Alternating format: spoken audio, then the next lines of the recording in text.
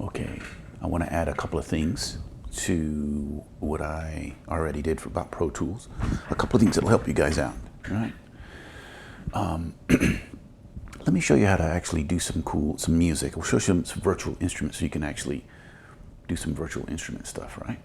So I'm going to come over here, File, Create New, and it's asking me about this here, looks like yesterday. Right, that looks good. I can't do. I'm going to do 48 because I'm working on something else here. But here we go. This is going to be Scarlet, or let's do Loopback. There we go, because I'm using Loopback. Right. So I create. It's going to ask me where to put it. Let's put it in the. Let's call it. I'll put it there, and we're going to call it COVID MIDI. There we go. So, what is MIDI? It stands for Musical Instrument Digital Interface, right? But what is it? Well, MIDI is just a series of instructions, right? It's like virtual sheet music, right? And I'm going to show you a couple of things here, but and there's a lot to this. There's a lot to this in Pro Tools, and there's a lot to MIDI in other, even more MIDI stuff like in Ableton and in Cubase. Something I should say, Pro Tools isn't the best environment for best DAW for composing music in the way people do it nowadays. It's really good at doing it like a traditional composer, like on piano or something like that, right? And I'll show you that, but it's not the best for like rock, doing rock stuff or hip hop or electronic music or any of that kind of stuff, country. There's a lot to it, but I'm going to show you some stuff that kind of get you started so you can have some fun while you're doing nothing at your house, right? So, MIDI is a virtual instrument. Basically it's virtual sheet music, right? And it's just telling you, like sheet music tells a person that's reading it, like for example, piano music, what note to play, how long to play it, how loud or soft to play it, and when to let go, and all that other kind of stuff, right? And so MIDI, honestly, is exactly the same. It transmits the same information, but it does it, instead of doing it to a human being, it does it to an instrument, whether it's a virtual synthesizer or a virtual piano or virtual organ or something, or a virtual orchestra even, or to an external synthesizer or external keyboard or whatever, right? Or even lights. You can control lights and things with MIDI. Anyway, let me show you how to do this right quick, and we'll take a tour of some of the virtual instruments we got in Pro Tools, right? So I'm going to go over here and I'm going to say New Track. Here it is, New Track. And there's a number of things you can do here, right? I'm going to say stereo. You can make a MIDI track, but this is not what you want to do. This is actually what you do want to do in certain situations, right? Which we'll discuss in Audio 3 or maybe in class or whatever. If anybody has any questions, this is probably not what you want to do, right? It's just for a little bit more advanced, a little more complex rounding stuff. What you want to just get started and do it easy, and this is what I like to do most of the time, is just make an instrument track. I'm making a stereo instrument track. And I'll just leave it like that because I'm going to show you a bunch of different things. There it is. Right? There's my instrument track. I'm going to make it large. Make it large. Right? Let's make it big, real big. There we go. And so I'm going to put a virtual instrument on here, right? And of course, you get a bunch of them. Well, let me say this. I'll probably have to show you how to get these, but there's some virtual instruments, right? And so typically what ends up happening when you install Pro Tools, what you usually do is install the app Pro Tools, the virtual instruments and a bunch of other little effects. It comes with a bunch of effects in the Pro Tools app, but you'll have to download, and some instruments, but you have to download the rest of the instruments and the rest of effects. You have to download those separately. And I'll kind of show you how to do that. But just let me show you some of these. Right? I'm going to go to my plugin, right, on an insert, click here, and go. Oh, by the way, so like before. If you're not seeing this, it's because you need to show it in your view menu, right? View, show inserts, right? A little tip, there's a quick and easy way to make this happen. You see this little thing right here? If I click that, it's the same menu as it was before, right? So there we go. All right, so insert, right? And hit an instrument. Oh, let me back up for a second here. You need some kind of controller. Well, you kind of don't need it, but I've got a controller here, a little keyboard controller. This thing makes no noise. It actually sends MIDI messages, sends MIDI commands, right? Virtual instrument commands to the virtual instrument that I'm going to stick on there, right? There's a number of ways you can actually do stuff, and I'll show you here in a sec, right? But this is what I'm using for the moment. I'm going to come over here and go to this, go to here, and go to, well, there you go. There's a bunch of instruments, right? These keys, the addictive keys, this player here, the ones that come with Pro Tools is Boom, DB33, Mini Grand, Structure Free, Vacuum, and Expand.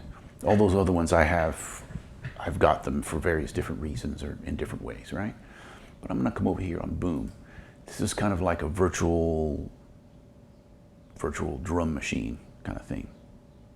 There it is, right? The beats in here are pretty young. They're like from the 80s.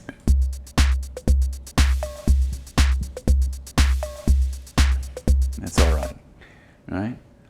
So if I come over here, there's a bunch of presets, right? So I'm going over here where it says factory default. I hit a bunch of presets, and there's a bunch of these numbers correspond to the beats per minute, right? I can pick any of these, right? Blaze of Glory, whatever that is.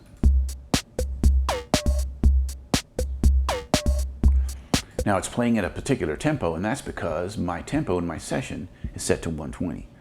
The way I change that is I click that little plus sign, and I can change it. Notice that I can change it at any point in the session, right? So there we go, 120, let's make it 85.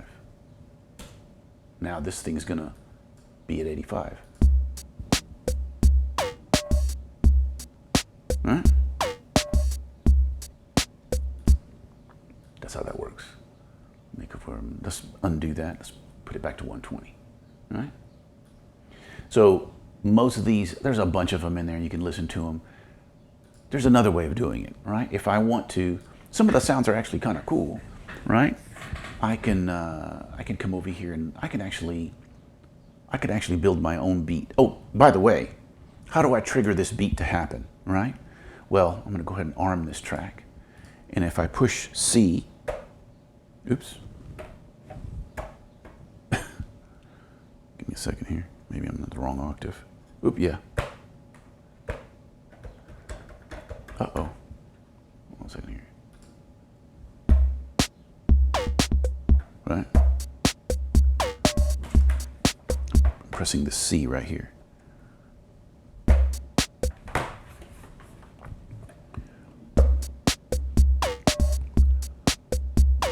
If I press the D, it's the same beat, but a slightly different version. E. You get the idea. For a little bit of variety, right? So that's how so if I wanted to record that beat, all I have to do is come over here, hit the 3 key, right? So the record immediately now. It's got my, there we go. And it's recording, so I hit the C key.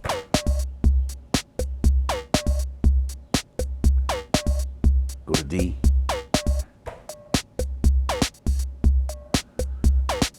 E. You get the idea, so on and so forth, right? So that's how you record those beats onto there, right? There's something else you can do, right? I can actually draw these in. Here's where you don't need a keyboard. If I go to clips right here, right? This is my track view selector. If I click that, I can go to notes. And here's where I can actually draw the notes in, right? With my pencil, right? So I can actually draw here. And then from here, I'm gonna go to this. And then from here, I go to that one up there. I think you get the idea. And of course, I can pick these up and move these around as I please. right? Let's listen. It's gonna be a long time for me to get there. Let's go to the transition here. Oops, I didn't get it right, so let me move it. There we go. There we go. So you get the idea, right? So you can draw these beats in, put them anywhere you want to, right? Let me undo all that business. Here's something else you can do, right? If you don't like that beat, which of course you probably don't, I'm gonna come in here and do this, right?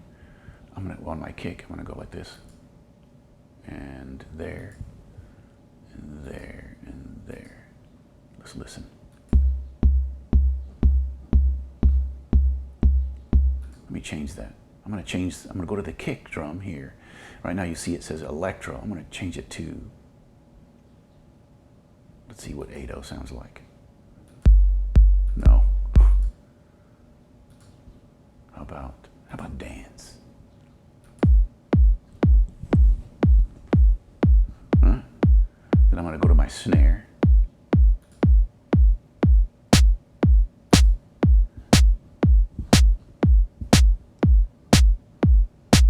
My close hi-hat.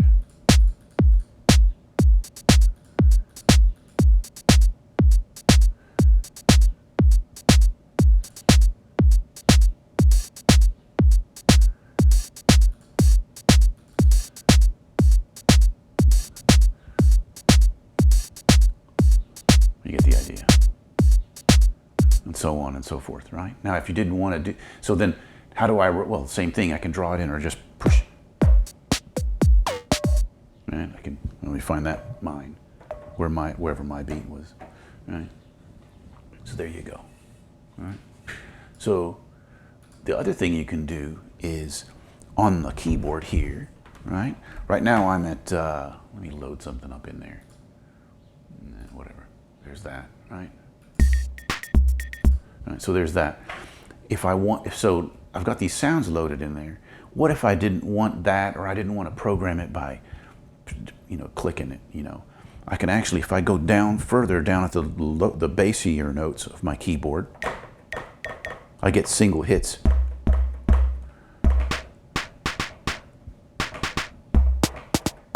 Right.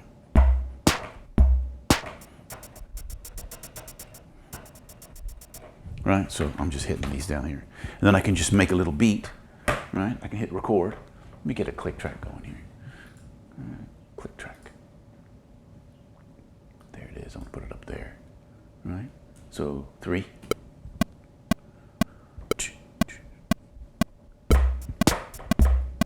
Oops.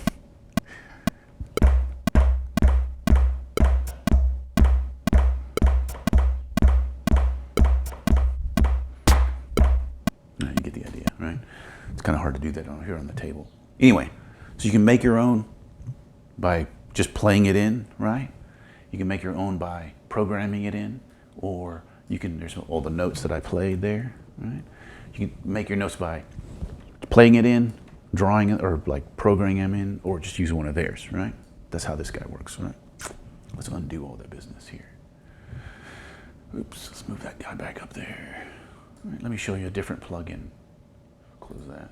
Come over here. Instrument. Here's an organ. Here it is. All right.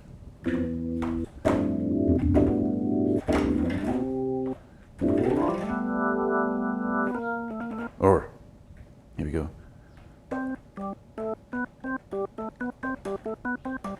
Well, you guys get the idea, right? So, again, trying to play this with my left hand. Look at these drawbars. This is based on a B3, Hammond B3. These are all harmonics.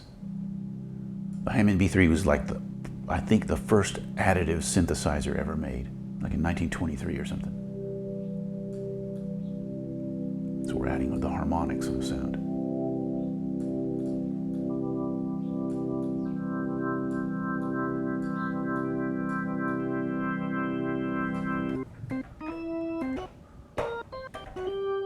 Yeah, right, get Get the idea?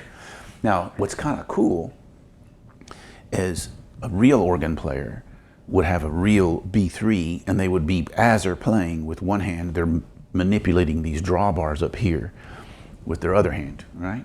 And so in order to do that, you definitely don't want to do it with a mouse. And so I'm going to show you, let me show you this. Most virtual instruments have something that is called continuous controller, right? And so let's say this low one right here. When I can right click that low guy right there, and I right click it like this, and I say learn MIDI continuous controller, right? So then when I click it, it's waiting for me to move something on my controller right here. And I'm going to use one of these knobs, and if I move it, sure enough, there it is. Somehow I clicked both of them, right? Yeah? So there you go. There's that one. Let me show you this other one here, instrument. How about Mini Grand? This is a sample of a piano.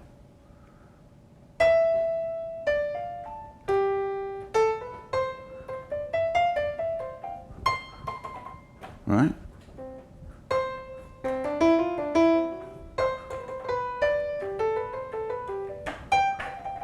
Right? It's a piano, and you got a bunch of different, I'll let you explore a lot of this stuff here, but you got different types of pianos, different reverbs you can apply, that kind of thing, right? Here is the structure free.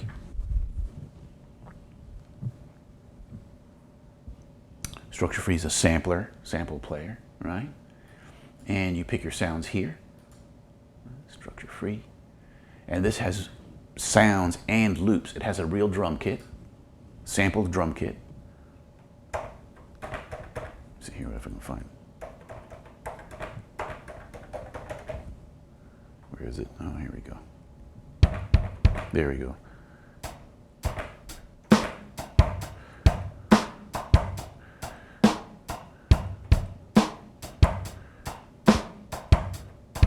Yeah.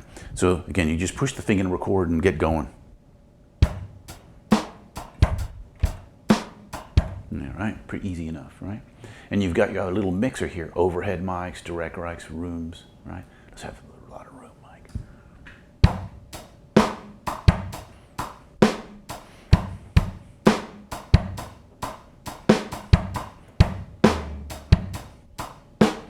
So there you go, right? So kind of cool, right? Again, just hit the record button, do your count off, right? And off you go. Right, let's do this here. Let's check this, put this on 70. See what happens.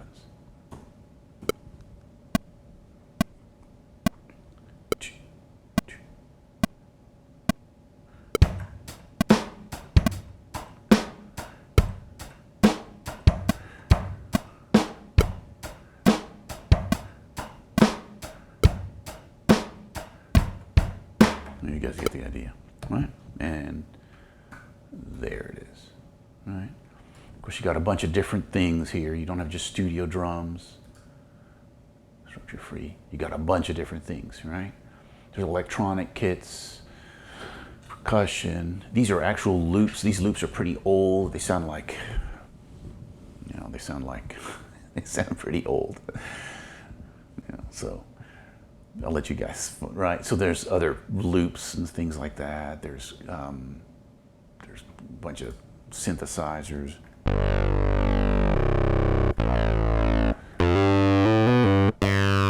right. There's a bunch of stuff. You gotta, I wonder what that sounds like.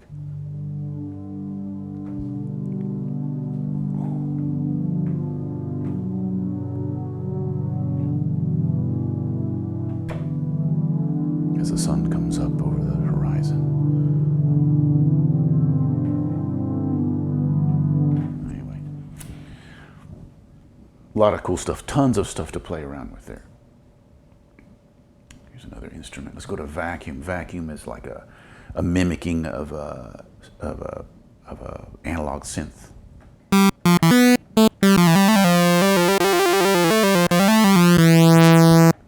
And I don't have I don't have a modulation wheel or anything, but there's a lot of cool stuff you can do here, right? Actually, looky here. I'm gonna put resonance if you know anything about synthesis, and I encourage you to take a synthesis class with Andy or Francis or any of the other guys, right? Let me turn that up. So this is like,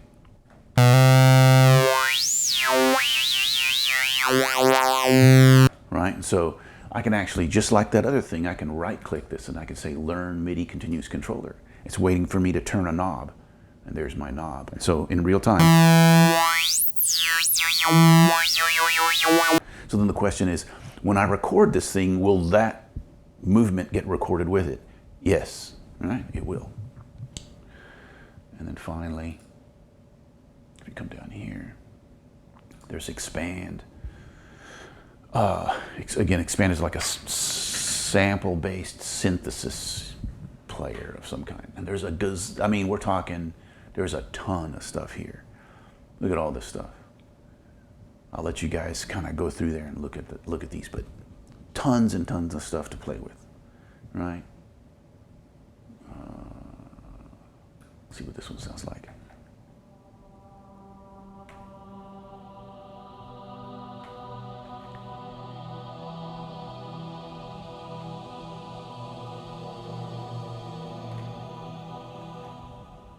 Right? And again, it has attack, decay, all sort of the synthesis things that you would expect, right? A lot of cool things to play around with. A couple other things that I would say. You have drums here that don't sound too bad.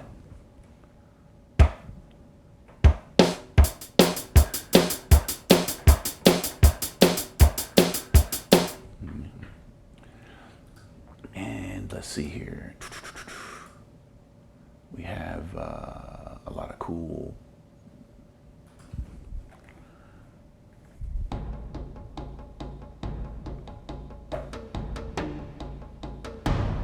If you know what an arpeggiator is, that's what's happening here.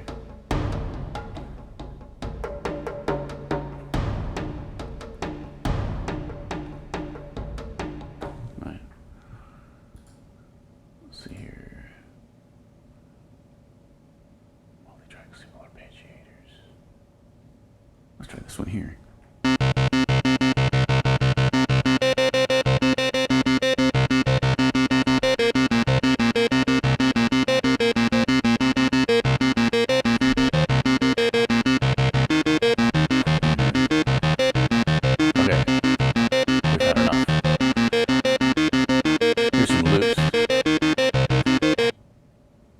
Timbaland groove.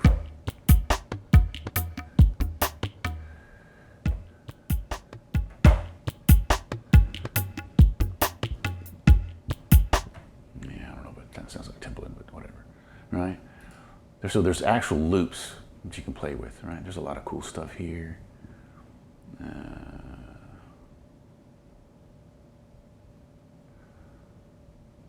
Let's see here. Ooh, let's see here. Jazz bossa.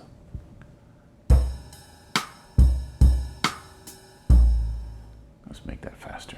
Change that tempo back to 120.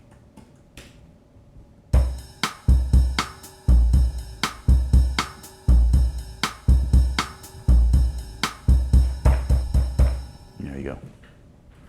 Lots of stuff to play with, right?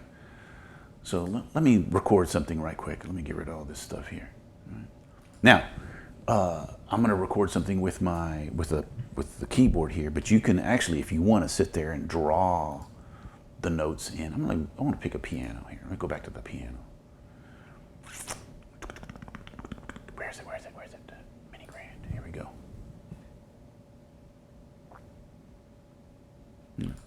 I can actually come over here and now.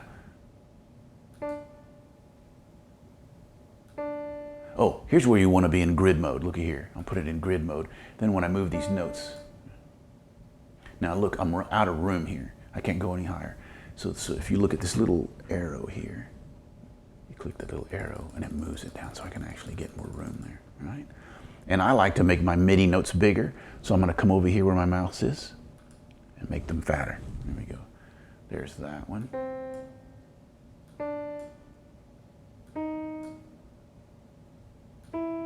Oops. Right? Right? So you can draw them if you want to. I wouldn't want to do that, but I can sort of play piano okay. Did I tell you about my piano teacher when I was 7 years old? When I was 7 years old, I had a piano teacher. She was from the Philippines, old school. And I would put my hands like this, and every time I put my hands down, they're supposed to be up like this. Whenever I do that, she would hit me with a ruler. Right. Anyway, so again, I got my click track going. I'm ready to go. I've got a count off going. Let me show you my count off. I'm going to get rid of this transport window because I can't show you this until I get rid of that. Get rid of, there we go. And I'm going to show MIDI. There's my MIDI stuff right there. There it is. So I've got a count off. It's 2 bars, right? If I want to change the 2 bars, I go to Setup, go to Click, Count Off Preferences, and I can say, instead of 2 bars, 1 bar, or whatever I want it to be, right? The other way I can do that is just double click on the 2 bars, and it changes. Right? All right, here we go. Let's record something. 2 bars of count off.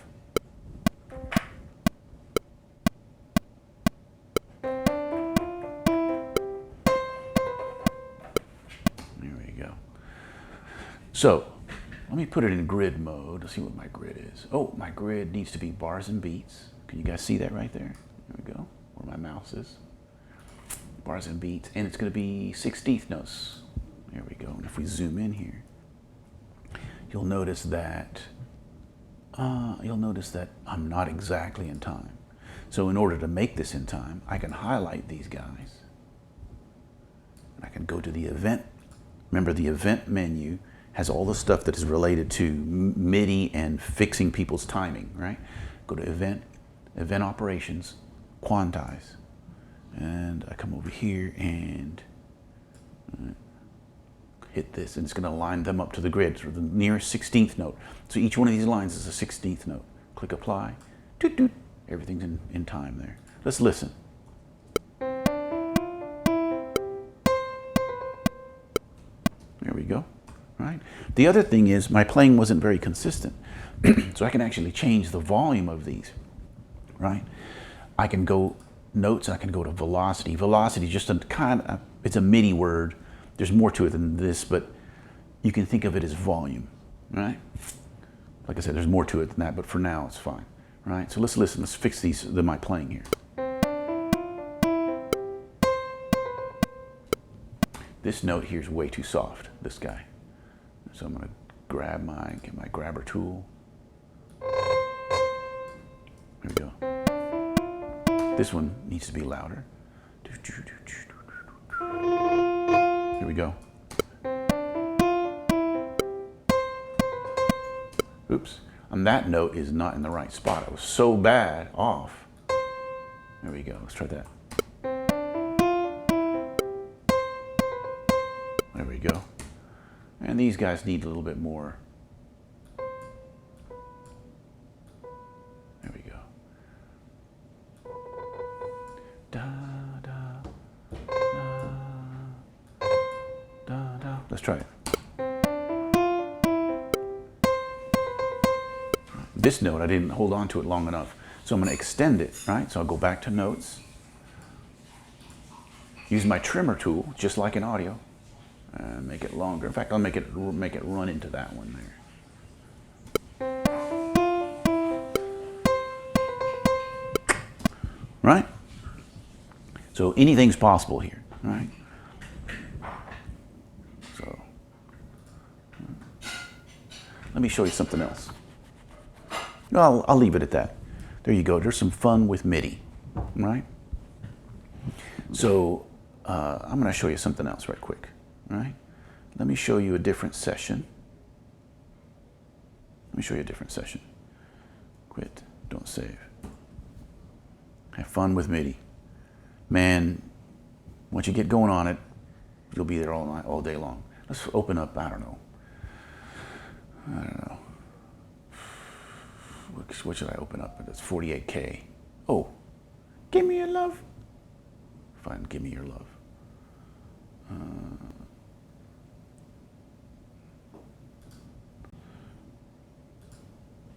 There you go. Where's that thing?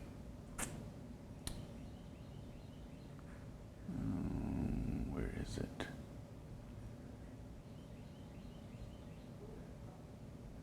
Let's see here. Let me look for it.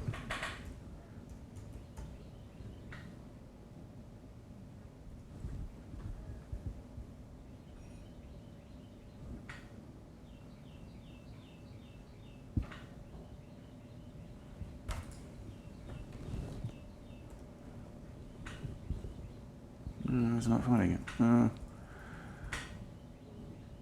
Backup files. It's somewhere. Maybe it's over here somewhere. I don't know. I'll just record something. Whatever. Here we go. Get some new Pro Tools here. Just a new session. Here we go. Create new.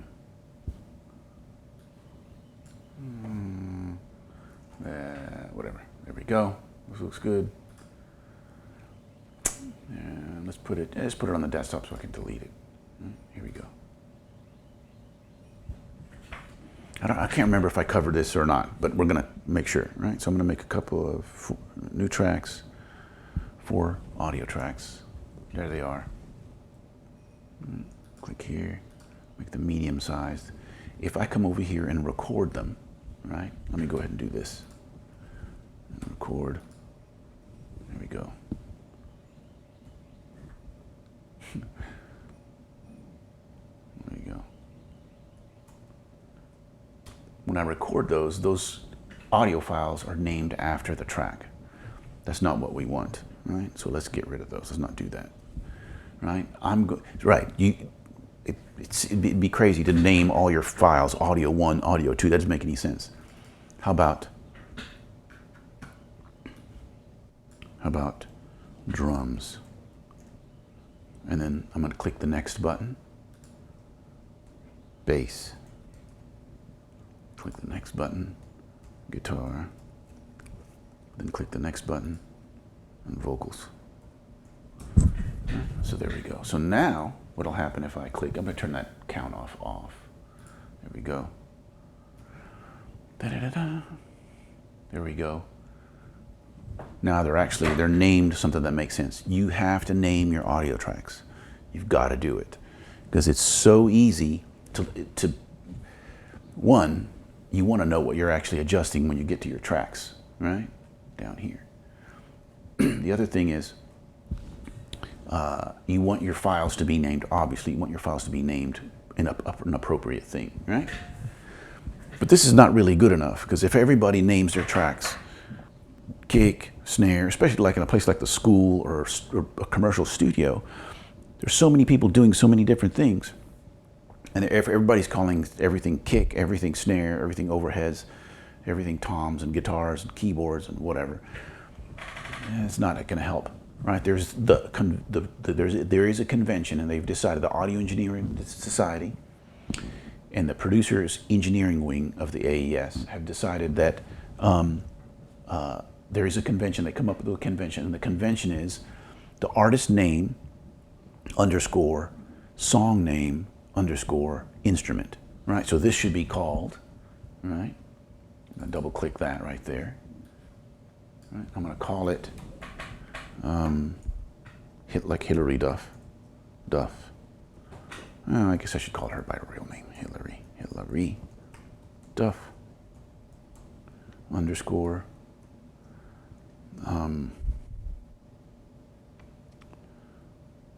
I don't know I don't even know a song. Let's make up a song for Sam. The song's called Sam. Then underscore, once again, that's how it's supposed to be.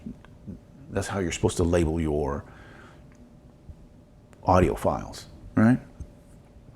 And the audio files, remember, the name for the audio file comes from the track. So I'm naming the track, right?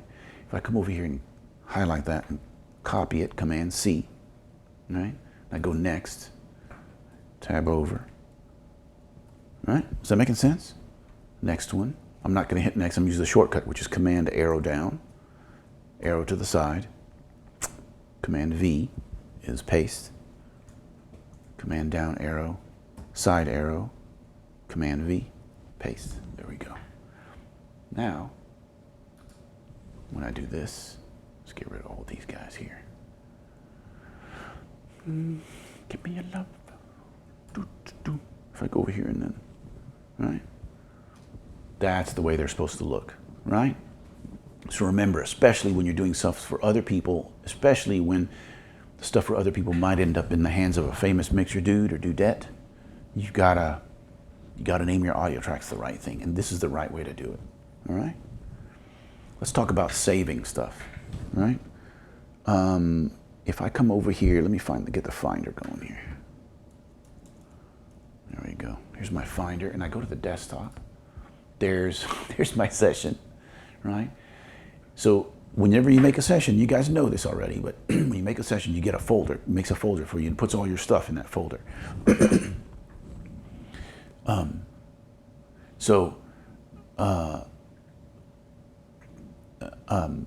There it all is, right? So a couple of things here, and again, you probably know this. Oops, you probably know this stuff here already.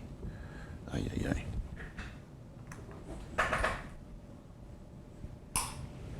Excuse me, I'll put this thing back.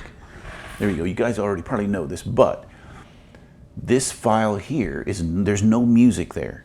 That's the Pro Tools file, and that's the Pro Tools files you click on to open it up. But there's no music. There's no music there. The music is in the audio files folder. This is nothing more than an instruction file about what to do with the music files, right? So here's your audio. This is all your audio. This is your instruction file, right? If you lose your instruction file, yeah, you're gonna lose a lot of stuff, but your music is still there. If you don't have audio files, nothing, you've lost the entire session, right?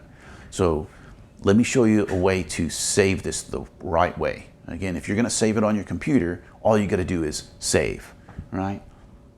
But if you wanna back it up, that's a different story. I can explain it some other time. Take Audio 3 and we'll really get into this. But these audio files, don't assume that these audio files are on your computer, right? If I come over here and I click this and I open this up, there's all my audio files. But that doesn't necessarily mean it's in the same place where my computer is or where this session. Those audio files could be, believe it or not, on a server somewhere. And more than likely, if you're working with audio to video stuff, like at a post-production house that works on movies and things, or videos, TV commercials, or any really commercial studio that does a lot of Pro Tools stuff, which is just about any commercial studio, those audio files more than likely will be not on your computer. Those audio files will be stored on a server somewhere, right? So it's really important that you understand that these are in different places. This would be on your, again, what you're looking at is, what you see isn't necessarily where they are, right? So it's important that you get in the habit of, and this is like a really big deal, you get in the habit of saving things, backing things up the correct way. And the way to back them up is this command right here. File, save, copy in, right? File, save, copy in. This is how you back stuff up. If you don't do this, you run a big risk of losing audio files, right? You've got to save things the proper way, right?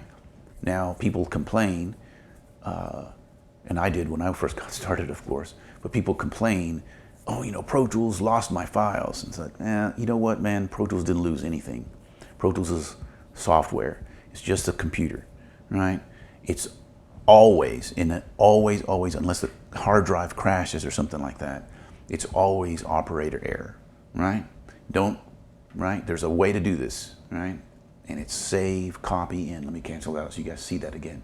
File menu, save, copy in. I'll tell you a story during class time. Save, copy in, click audio files. You gotta click the audio files thing.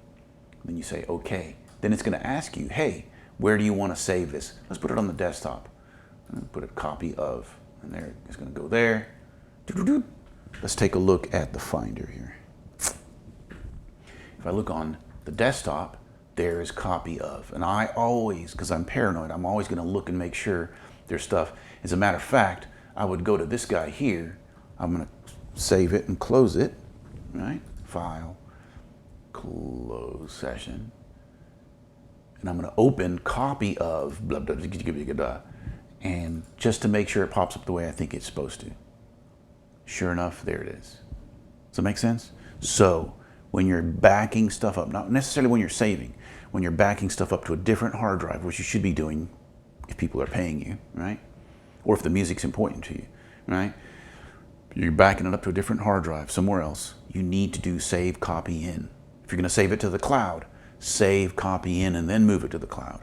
If you're going to send a session to your friend in New Zealand or in Scandinavia, in Norway or something like that, save copy in and send that to them, right?